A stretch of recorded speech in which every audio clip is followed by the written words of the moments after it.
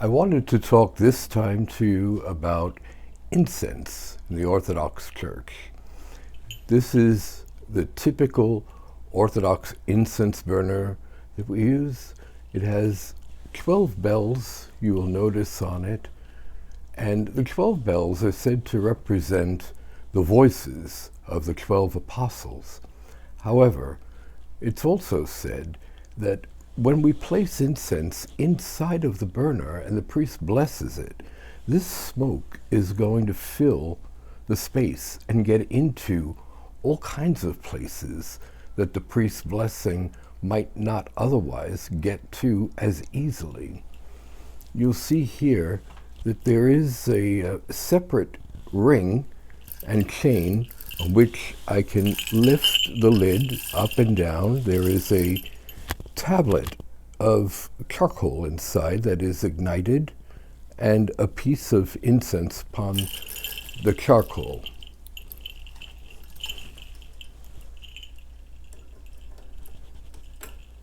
I also wanted to show you, this is what the typical incense would look like. These are grains of tree resin. Now the tree resin that we use, or the incense that we use, is not just any old incense. It is supposed to be of the Olibanum species, which is frankincense, Olibanum. And within Olibanum, there are several different varieties of this tree, the best of which, for church use, is known as Boswellia or Boswellia sacra. There are other forms of Boswellia which are just as good.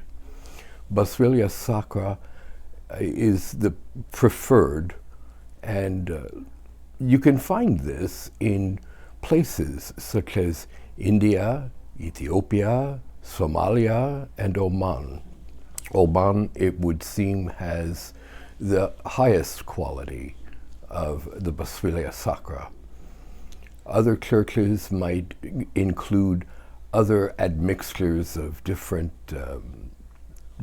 fragrances, and some wouldn't even use the tree sap. Some would be using a manufactured incense of a gummy substance that's coated in fragrant powders such as rose or lily of the valley or other things that are not natural in the sense of the tree. Now, when the incense is harvested from the tree, the bark of the tree is scratched or cut, and this creates a wound onto the tree itself, and the tree begins to bleed its sap. And as it bleeds its sap, it may drip down in what we call tears, eventually scabbing, much like what would happen with us if we were to get a cut and our blood would scab. And then once it hardens, they come along and knock that off, and that becomes the incense that I just showed you in my pot. This is something, incense in the church is something that is held over really from, one of the things held over from the days of the Jewish temple, including the 7-branch candelabra, which we have behind the holy table. Now, once the incense is blessed and is going around, we would say that this is like a fumigation, really, a holy fumigation.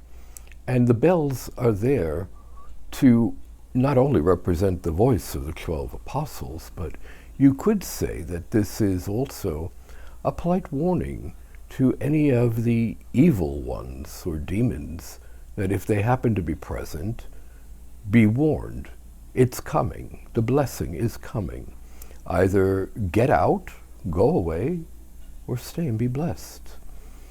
And those in the New Age would talk about things like aromatherapy.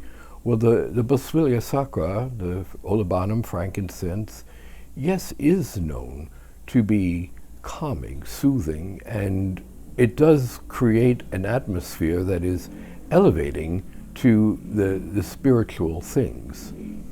So we prefer to use this sort of, the tears of the resin that came off of the bleeding tree, rather than certain other incenses that you might see out there that are coming in the form of cones or sticks, all of these things not being quite as natural, and they're not as good quality.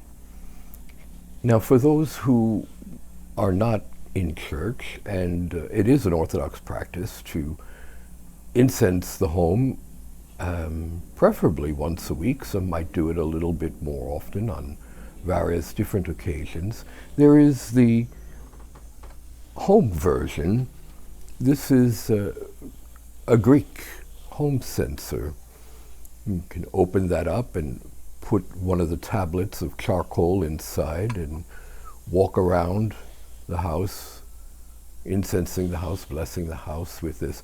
Although I would recommend, if you have something like this, that you really should use some kind of a tea towel or a pot holder, because all of this will get hot to the touch.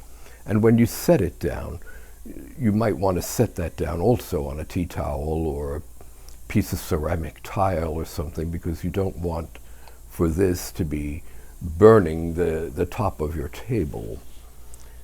I also have another example of something that can be used at home. This is sort of an interesting little device. It has, as you see, a tea light in the bottom, which is heating up. Inside here there's a pan, and you can place the incense directly into the pan where the heat will get to it at the bottom, and it has a nice adjustable feature that you can get this pan up higher or lower to the flame as is necessary. This one in particular, it has a wooden handle, which is very convenient if you want to hold that way. Again, all of this can get very hot and you don't want to burn yourself. And again, you don't want to burn the table from the bottom. So a tea towel or a placemat or some kind of insulation for your wood table. You don't want to have any trouble with that. Other people also might at home use a ceramic. They make Orthodox ceramic. They almost look like a coffee cup kind of thing in thick ceramic that will be able to withstand the heat of the charcoal tablet.